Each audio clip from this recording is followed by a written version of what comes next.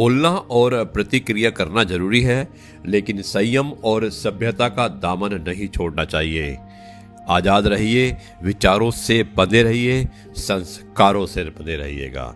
यह है आपका अपना प्रिय आरजे आदि आदि कश्यप मुंबई से मानुस, और आपके लिए लेकर आया है आपका मनपसंद program positive karma. Episode number है 178, 3 नवंबर, दिन है मंगलवार।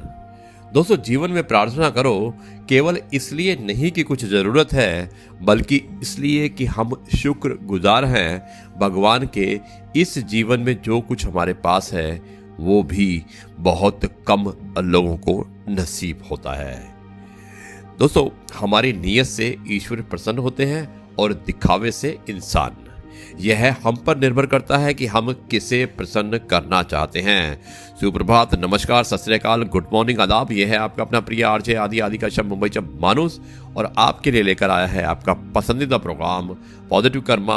एपिसोड नंबर है 178, 3 नवंबर, दिन है ट्यूसडे। दोस्तों, karma has no menu, you get served what you deserve.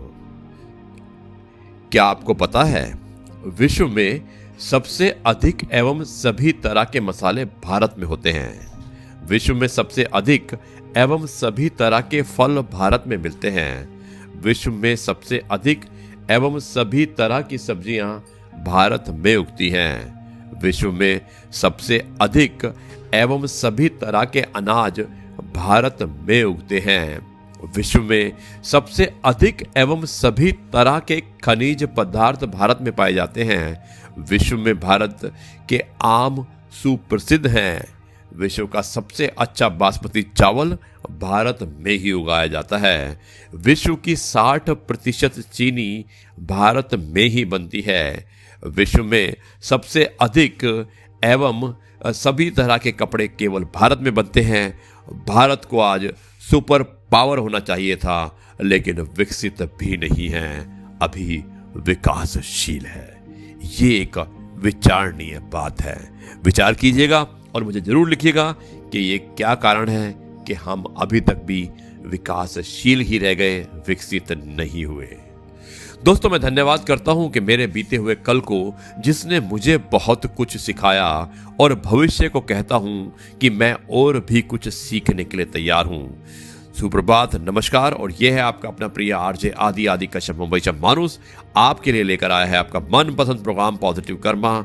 आज दिनांक है 3 नवंबर, दिन है मंगलवार। आपका अपना प्रिय आरजे आदि मुंबई से मानुस। दोस्तों, अब मैं आपको एक व्यंग्य यानी कि एक आज का विचार बताता हूं, और आज के विचार कुछ इस प्रकार है। एक व्यंग्य के रूप में बता रहा हूं आपको कि इलेक्ट्रॉनिक दुकान पर स्लोगन पढ़ा तो मैं भाव विभोर हो गया। अगर आपके कोई फैन नहीं है तो यहां से ले जाइए। गोलगप्पे के ठेले पर एक स्लोगन लिखा था, गोलगप्पे खाने के लिए दिल बड़ा हो ना हो, मुंह बड़ा होना चाहिए। फल भंडार वाले ने तो स्लोगन लिखने की हद ही कर दी, आप कर्म करिए, फल तो हम दे देंगे। दोस्तों, घड़ी वाले ने भी एक गजब स्लोगन लिखा। वो लिखता है, भागते हुए समय को दीवार पर टांगे या हाथ पर बांधे। ज्योतिषी ने एक बोर्ड पर स्लोगन लिखवाया और उसमें लिखा था, आइए मात्र 100 रुपये में अपनी जिंदगी के आने वाले एपिसोड देखिए। बालों के तेल की एक कंपनी ने हर प्रोडक्ट पर एक स्लोगन लिखा, भगवान ही नहीं हम भी बाल बाल बचाते हैं। दोस्तों, यह है आपका अपना प्रिय आरजे आदि आदि कश्यप मुंबई से मानुस, और आपके लिए लेकर आया है आपका मनपसंद program positive karma. Episode number 178, 3 नवंबर, दिन है मंगलवार।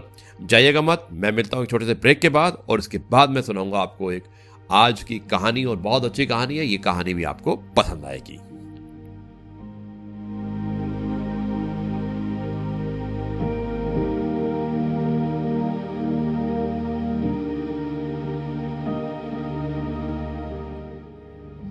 दोस्तों, एक बार फिर आपका अपना प्रिय आरजे आदि आदि कश्यप मुंबई से मानुस, और आपके लिए लेकर आया है आपका मनपसंद प्रोग्राम पॉजिटिव कर्मा मुंबई से। आज दिनांक है 3 नवंबर, मंगलवार, और एपिसोड नंबर है 178। आज की हमारी कहानी है, मेहनत किसानों ने की लेकिन बदले में सिर्फ बंदर मिले। मैं शुरुआत करता हूँ इस कहानी की। तो दोस्तों, आप सभी का स्वागत है। इस मोटिवेशनल स्टोरी के माध्यम से आपको मैं बताना चाहूँगा कि लोग अगर आपको झांसा देना चाहें तो आप उनके झांसे में मत आइएगा। इस मोटिवेशनल स्टोरी के माध्यम से मैं आपको ये भी संदेश देना चाहता हूँ कि आपका ज़्यादा वक्त अब नहीं खराब करना चाहूँगा, और अब मैं आपको जल्द से जल्द इस कहानी को शुरुआत करता हूँ। दोस्तों, शुरू होती है ये कहानी। दोस्तों, एक बार की बात है कि एक गांव में एक बिजनेसमैन आया। उसने गांव वालों से कहा, मेरे पास एक स्कीम है और इस स्कीम के तहत मैं बंदरों को खरीदना चाहता हूं। आप अगर मेरे पास बंदर लाएंगे तो मैं हर एक बंदर का आपको 100 रुपया दूंगा। अब गांव वाले खेती बाड़ी के काम में लगे हुए थे, लेकिन उन्होंने सोचा कि यह काम बुरा नहीं है। सभी बंदरों को ढूंढना शुरू कर दिया। कोई 2 बंदर पकड़ कर लाया, कोई 3 बंदर पकड़ कर लाया, और कोई 5 बंदर तक पकड़ कर लाया, और कोई 10 बंदर पकड़ कर लाया। बंदरों के हिसाब से उस बिजनेसमैन ने उनको पेमेंट दे दिया। गांव वालों को भी लगा कि ठीक है, उनको उनकी मेहनत का फल मिला है, यह बिजनेसमैन ईमानदार है। दोस्तों, थोड़े दिनों बाद बिजनेसमैन वापस आया और उसने कहा, अब की बार आपको 200 रुपये मिलेंगे। गांव वालों को लगा, हमें यह काम करना चाहिए या नहीं करना चाहिए। उन्होंने आपस में डिसाइड किया कि ठीक है, हम बंदरों को पकड़ लेंगे, लेकिन बंदर इतने बचे ही नहीं, इसलिए उनको बंदर ढूंढने में दिक्कत का सामना करना पड़ेगा।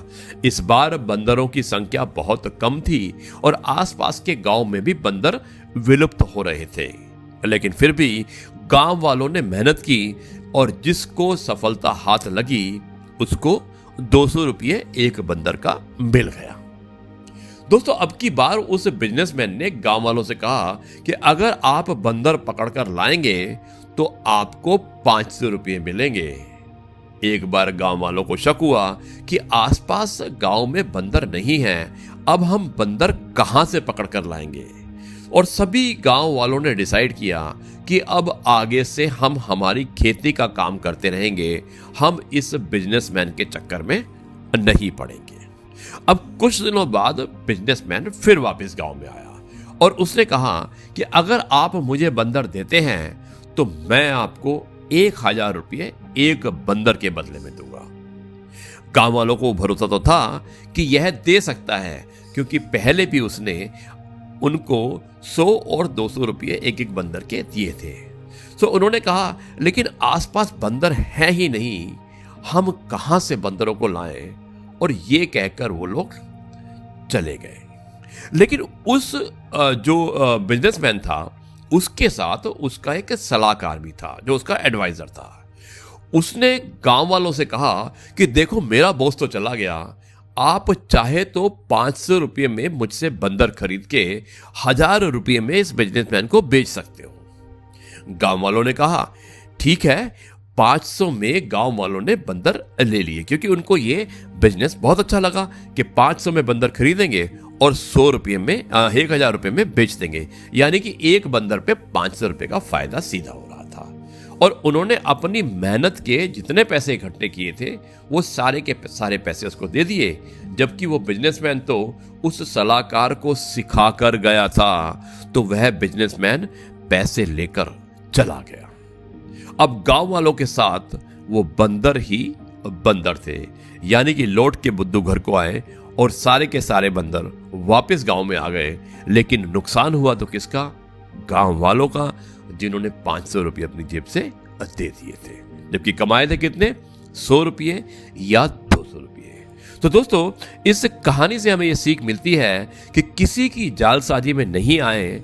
आपको एक लर्निंग बता रहा हूं, आपके पास जो भी पैसा हो उसको संभाल कर रखिए, किसी की बात में मत आइए, क्योंकि आपका धन ही मुसीबत में आपका सच्चा साथी होता है।